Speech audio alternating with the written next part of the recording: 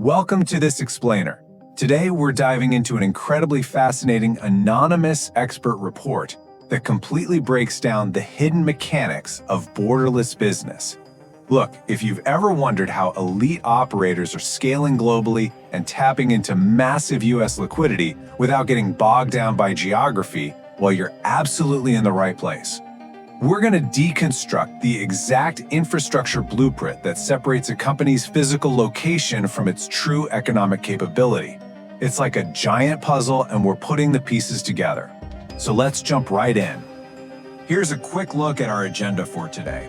We'll start with the remote entity strategy, move into the mechanisms of legal incorporation, and then look at global payment routing architecture. From there, we'll hit virtual banking and liquidity, understanding economic nexus, and finally, the true cost of non-compliance. All right, part one, the remote entity strategy. Let's talk about bypassing geographic borders. So I want to start by throwing a question out there that really challenges a deeply held assumption in business. Is a physical presence actually required to operate within the Tier 1 global financial system? I mean, historically. The answer was a resounding absolute yes. Founders just assumed they needed to deal with costly visas, actual physical relocation, or hire really expensive local intermediaries just to access major liquidity pools like the US market. But as this report details, automated digital infrastructure has completely rewritten that rulebook. It has literally decoupled geographic presence from financial access. The real key here is how the experts define a remote corporate entity. And let's be clear, we are not talking about some traditional shady shell company here. We're talking about a fully operational, digitally native business structure. Automated formation protocols basically give you a business in a box. You could be an entrepreneur in Europe, Latin America, Africa, Asia. It doesn't matter. You can manage your incorporation, your ongoing compliance, and your financial routing 100% digitally. The big takeaway, you don't need a visa or citizenship in your operating jurisdiction to build a massive commercial footprint anymore. It's a total game changer. Moving on to part two, mechanisms of legal incorporation. Let's look at structuring for scale. Now, when you're setting up this foundation, you basically hit a massive fork in the road. The report points out that global investors universally demand a very specific corporate structure, usually set up in a business-friendly spot like Delaware, if your end goal is to issue equity and raise venture capital. But what if that's not you? Look at the alternative, the limited liability structure.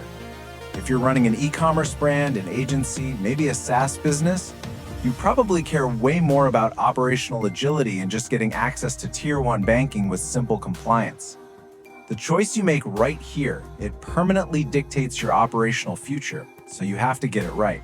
And that architectural choice boils down to a highly actionable, automated three-step timeline. Step one is super straightforward. Pick your entity type and state. Step two is filing the digital registration and generating your operating agreements, which is what actually grants you legal authority remotely. But everything, and I mean everything, hinges on step three, acquiring the national tax identification number. The experts make it incredibly clear that this single administrative milestone is the absolute non-negotiable gateway. Without it, your business entity basically just exists in a vacuum. This actually reveals a really fascinating cause and effect relationship when we talk about global scale. You know, you might think the biggest bottleneck to borderless commerce is marketing or trying to find foreign customers, but actually, scratch that. It's strictly administrative. The report hammers home that without securing that national tax ID, getting into top-tier business banking or integrating with major payment processors is effectively impossible. It is the golden key. Once you turn it, boom, it instantly unlocks all your subsequent liquidity and operational flow. Let's dive into section 3, global payment routing architecture. This is all about unlocking those financial arteries. Okay, so once that legal architecture is locked in, your operational capabilities just explode. Operators instantly get access to virtual multi-currency accounts. In the real world, this means you can plug directly into Tier 1 global marketplaces and seamlessly hook up to digital payment gateways exactly as if you were a local business. By building this direct bridge between your remote entity and global liquidity, You're effectively bypassing all those restrictive, hyper-localized banking rules that have historically choked cross-border trade and totally squeezed profit margins. But when we look at the actual deployment timeline, there's a serious operational reality check here. Sure, the initial state registration and the digital paperwork are lightning fast. We're talking an average of just 3 days. But then you hit this critical, unavoidable waiting period. Operators face a global average of 20 to 30 days just to secure that vital tax ID from the government. And you can't skip ahead. Only after you navigate that specific bottleneck can your virtual financial infrastructure be fully activated. So it's a highly sequential roadmap. You definitely need some patience here. Which brings us to Section 4, virtual banking and liquidity. How do we actually move capital across borders? When you put legacy infrastructure side by side with modern solutions, the friction is just painfully obvious. Traditional banking is completely chained to physical geography. They want you to visit a branch, they enforce strict local currency limits, and they heavily penalize you for moving capital internationally. Virtual banking, as analyzed in this report, completely flips that paradigm on its head. Because it's digitally native, it offers specialized routing accounts. This mechanism essentially tricks the financial system. It treats a massive cross-continent client payment exactly the same as a totally frictionless local domestic transfer. And there's this non-obvious but incredibly powerful detail in the report about the structural advantage of specialized wire routing. Just imagine an IT consulting firm in Asia or Europe that needs to get paid a massive B2B wire from a corporate client in North America. By using virtual infrastructure, the remote firm just provides local US banking details. The client pays domestically, and the funds? They settle almost instantly. You are entirely circumventing that archaic, expensive chain of intermediary correspondent banks that usually just siphon off your money and fees. When you actually measure the operational efficiency, the contrast is wild. If you rely on legacy Swift wires, you are introducing maximum cross-border friction. You lose time and you lose capital. But if you capture those funds within a closed-loop virtual payment network using localized virtual routing, that friction basically drops to zero. Plus, because these virtual financial providers are managing massive global liquidity pools, their internal multi-currency conversion rates are incredibly efficient. Look, this isn't just about convenience anymore. It is a measurable, mathematical, structural advantage over your competitors. Okay, Section 5, Understanding Economic Nexus. Let's talk about the reality of jurisdiction. So this brings us to a massive myth versus reality trap that catches so many expanding businesses. The question is, does seamlessly incorporating a remote entity automatically grant you a localized tax haven for your global sales? Spoiler alert, no.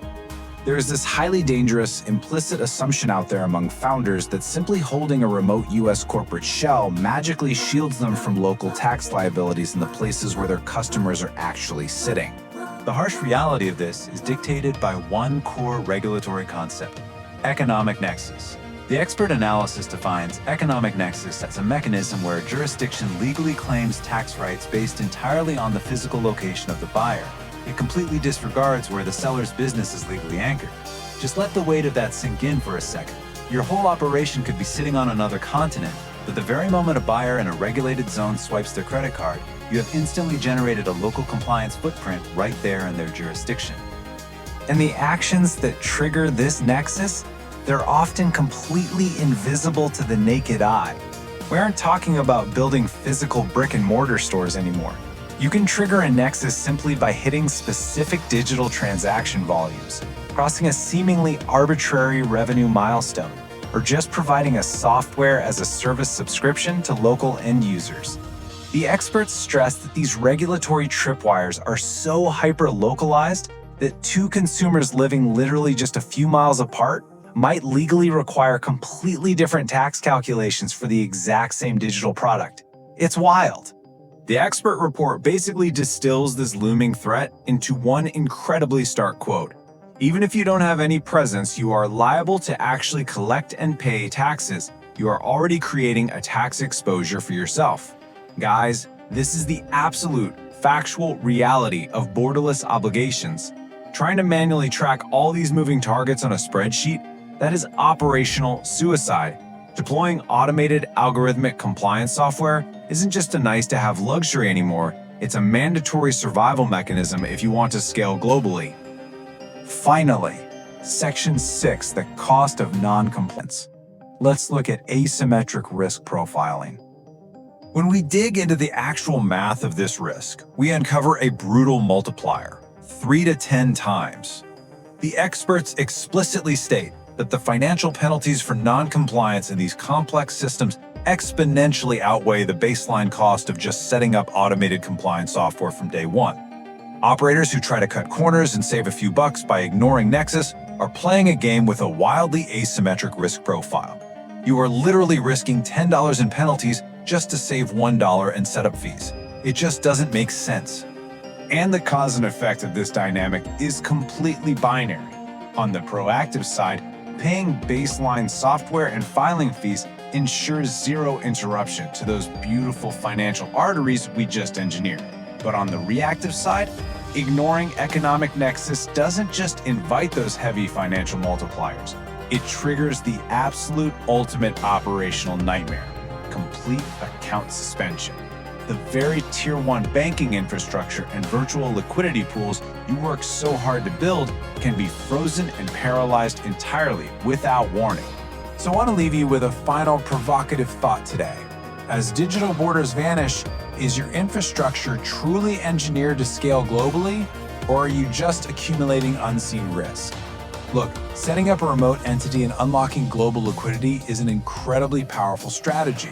But as we've clearly seen from this expert analysis, it absolutely must be paired with an airtight understanding of your operational footprint. So take a hard look at your blueprint. Thanks so much for joining this explainer, and keep building smart.